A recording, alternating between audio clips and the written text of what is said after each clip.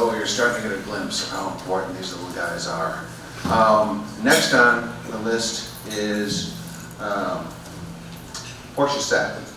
I met Portia 5 years ago when she was really Charlie, in a way, because she was assistant director at that point in time, and she's now director, and we are very, very fortunate to have her. Portia brings a bigger, vibrant vision to what our industry can be, and just in the nick of time. And she's going to talk about the industry, where we began and where it's going, and I think you can see the dynamics that she brings to the table. So Portia?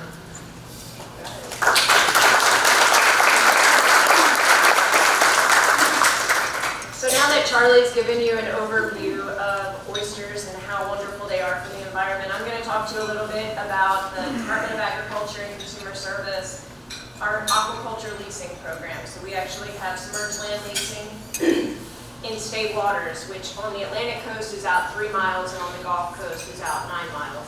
Now obviously shellfish culture doesn't go out that far. It's nice we can keep it close and coastal. But just to give you a little bit of information about the aquaculture industry, so 2018 sales were projected at $71.6 million. About 17% is shellfish production. So we have over 1,000 aquaculture certificates. All the leaseholders have an aquaculture certificate, but this also includes upland farms, so farms raising other products. You can see ornamentals are the dominant product in Florida, so we've got a ton of tropical fish farms throughout the state.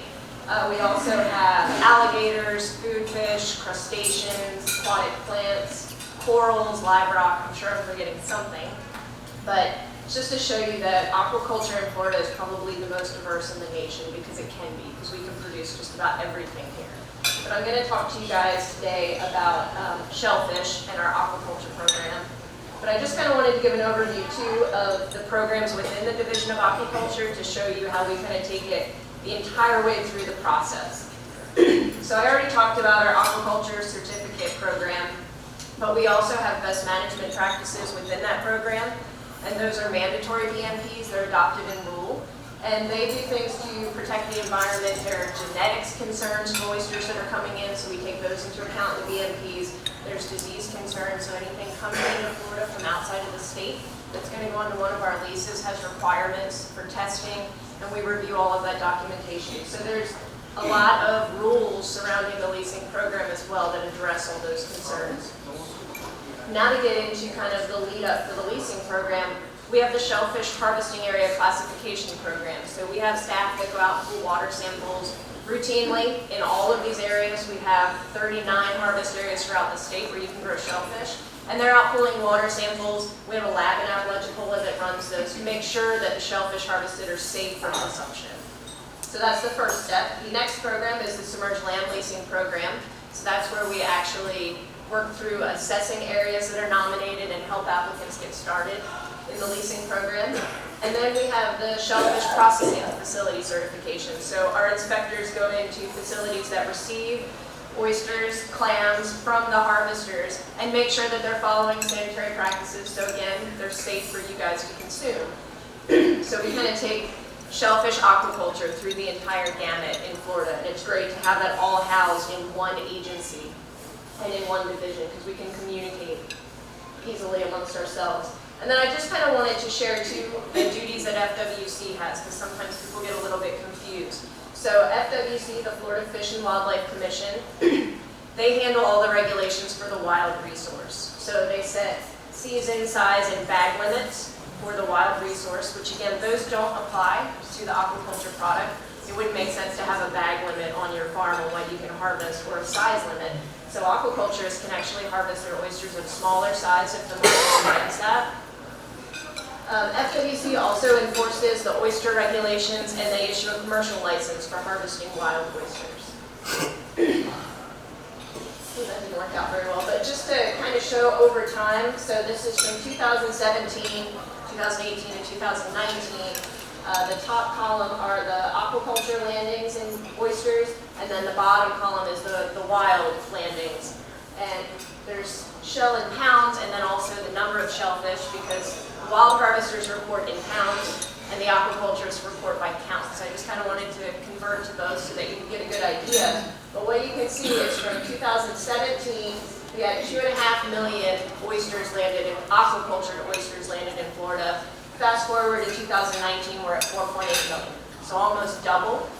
And at the same time, wild oyster landings were 7.1 million pounds in 2017. In 2019, they were about half that at 3.5 million pounds. So you're kind of seeing a change in the industry. And I'm hopeful, that aquaculture can be complementary to wild harvest. And maybe as more people get into aquaculture, we can allow those wild resources to come back. And then just to give you a little bit of information about the aquaculture leasing program itself. So historically in Florida, aquaculture leases were bottom leases for shellfish, which only allowed use of up to 6 inches off the bottom, which is great for clam farmers that put their clams down in bags and they burrow into the sediment. But for oyster farmers, the only gear they could use was a rack system. It'd just be a cage that kind of sat on the bottom.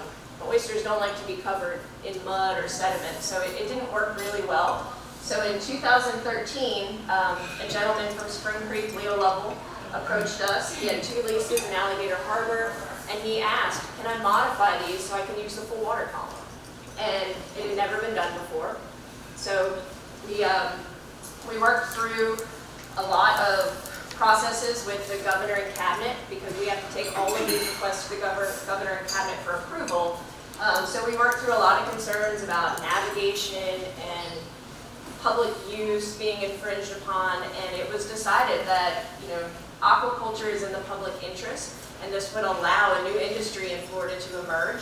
And the first water column modification was approved in June of 2013 for those 2 leases. So fast forward now to where we are today, we have 181 water column leases. So we went from 2 in June of 2013 to 180 now. So there's been a real shift in the industry. I will also say, at that time in 2013, we had around 600 aquaculture leases, just shy of 600, and now we're up to 779. So we've also seen about a 30% growth in the number of aquaculture leases statewide, which is fantastic. And we do have aquaculture use zones in areas that are designated specifically as water column. I think there's 9 right now that have either been modified to water column or were specifically introduced to be used for the water column. And one of the other trends that we've seen is just a change in the location. So areas where we never had aquaculture leases in the past, the industry started on the East Coast in St. John's, Volusia County, and down in Cedar Key. Everybody knows about Cedar Key clams.